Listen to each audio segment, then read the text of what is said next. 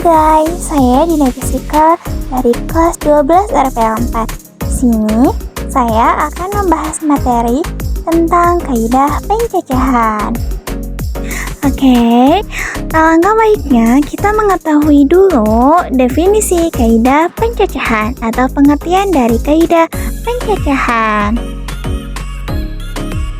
Kaidah pencacahan adalah aturan atau prinsip yang digunakan untuk menghitung jumlah kemungkinan atau cara dalam suatu peristiwa.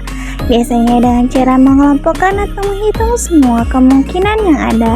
Kaidah ini sering digunakan dalam kombinatorika untuk menghitung jumlah cara dalam masalah yang melibatkan pemilihan, pengaturan, atau penggabungan objek. Kaidah pencacahan dibagi menjadi beberapa. Salah satunya adalah permutasi dan kombinasi.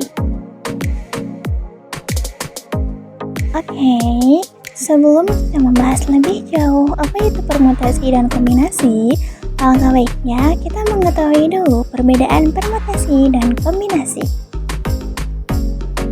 Dalam permutasi, urutan satu pengaruh, misalnya dalam memilih ketua, sekretaris, dan bendahara.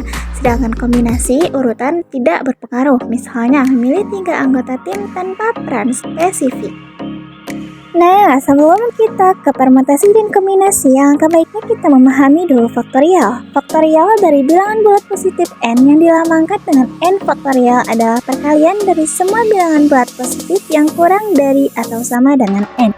Jadi definisi dari faktorial seperti ini. Untuk n bilangan bulat positif, n faktorial itu artinya kita mengalikan bilangan n dengan bilangan sebelumnya sampai 1. Oke, kita lihat ada beberapa contoh faktorial. Oke, di sini ada beberapa contoh dari faktorial seperti 3 faktorial. Caranya kita akan mengalihkan ke belakang sampai angka 1, yaitu jadinya seperti ini. 3 dikali 2 dikali 1 sama dengan 6. Nah, di sini juga ada 5 faktorial, sama seperti sebelumnya kita akan mengalihkannya sampai angka 1 ya. 5 dikali 4 dikali 3 dikali 2 dikali 1 sama dengan 120. Nah, di sini juga ada 6 faktorial, sama seperti 3 faktorial dan 5 faktorial, kita akan mengalihkan 6 sampai ke belakang sampai angka 1. Jadi 6 dikali 5 dikali 4 dikali 3 dikali 2 dikali 1 sama dengan 720. Nah, ini 0 faktorial khusus ya, jadi 1 faktorial. Nah, sekarang kita akan membahas permutasi. Apa sih permutasi itu? Permutasi adalah cara menyusun atau mengatur sekumpulan objek dalam urutan tertentu. Dalam matematika, jumlah permutasi dari n benda yang diam R melihat. Nah, AB tidak sama dengan BA dalam permutasi. Rumus dari permutasi adalah PNR sama dengan n faktorial dibagi n dikurangi R faktorial. Permutasi R unsur dari n unsur yang tersedia dapat dituliskan NR atau NPR. Nah, di sini ada contoh soal permutasi. Dalam suatu kelas yang berisi 20 siswa akan dipilih 4 orang pengurus kelas, yaitu ketua kelas, wakil ketua kelas, sekretaris, dan bendahara. Jika tidak ada siswa yang rangkap jabatan, tentukan banyak cara yang terjadi dalam pemilihan kelas tersebut. Oke, rumus permutasi kan adalah PNR sama dengan n faktorial per n dikurangi R faktorial. Untuk n-nya yaitu jumlah siswa, yang dimana jumlah siswanya adalah 20, maka n sama dengan 20. Dan untuk R yaitu jumlah posisi yang dipilih, dimana jumlah posisinya adalah 4, maka R sama dengan 4. Penyelesaiannya adalah n-nya 20 dan R-nya adalah 4, maka 20 faktorial karena n-nya 20 per atau dibagi dengan 20 dikurangi 4 faktorial karena R-nya adalah 4.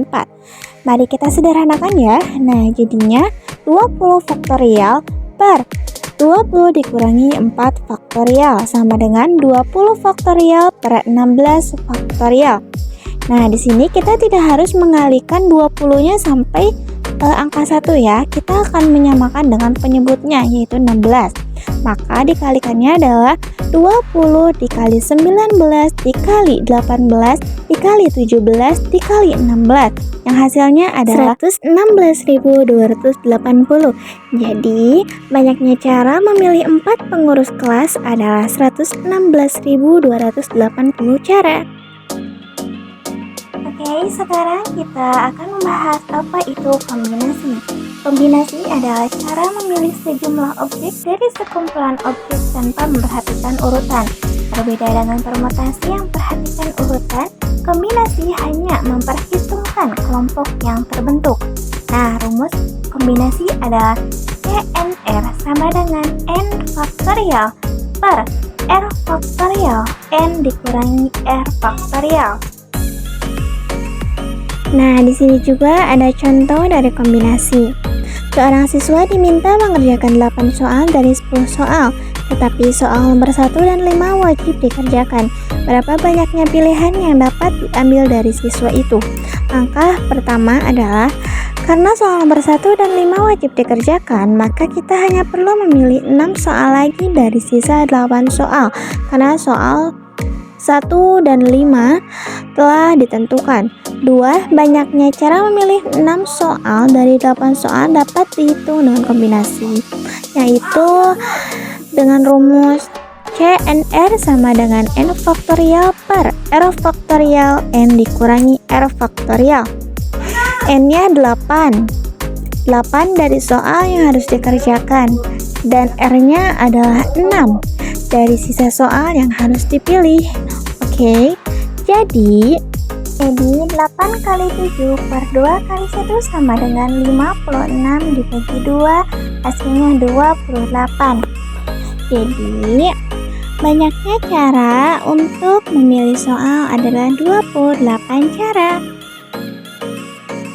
Maaf jika ada salah kata. Thank you for watching.